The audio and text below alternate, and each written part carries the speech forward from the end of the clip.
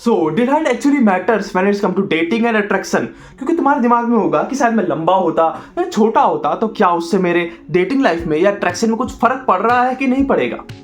क्योंकि तुमने social media में देखा है कि 6 फीट की हाइट को बहुत ग्लोरीफाई किया जाता है, तो एक्चुअली लंबे होने या छोटे होने से कोई फर्क पड़ेगा कि नहीं पड़ेगा। तो पहले हम सोशल मीडिया में देखते हैं कि क्या चल रहा है। Important question, does height matter? No. It matters a lot to me. I'm 5'8", so I need someone. Yeah. 6? 5'6", 5'7" maybe. Cut off ऐसे नहीं, मुझसे लंबा हो बस। Like him. Yes. 6 or 5'11" is okay for me. मेरे से लंबा हो, that's it. सो यार यहाँ पर भी कोई क्लियर आंसर नहीं मिला है, तो साइंटिफिकली जानते हैं कि एक्चुअली हाइट मैटर करेगी या नहीं करेगी।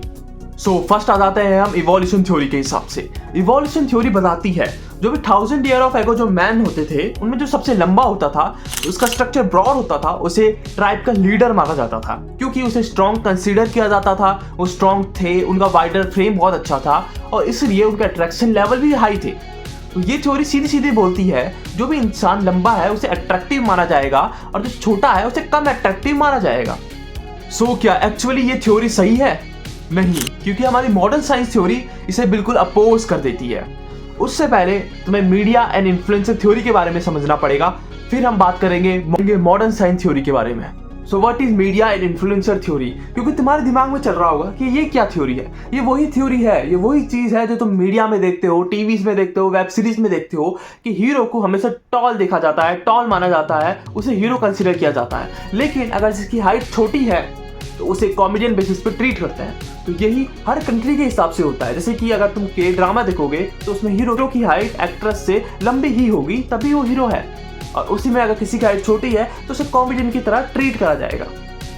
सो ये थ्योरी स्टेट करती है कि जो तुम देखते हो तुम वैसा ही लाइफ पार्टनर चाहते हो।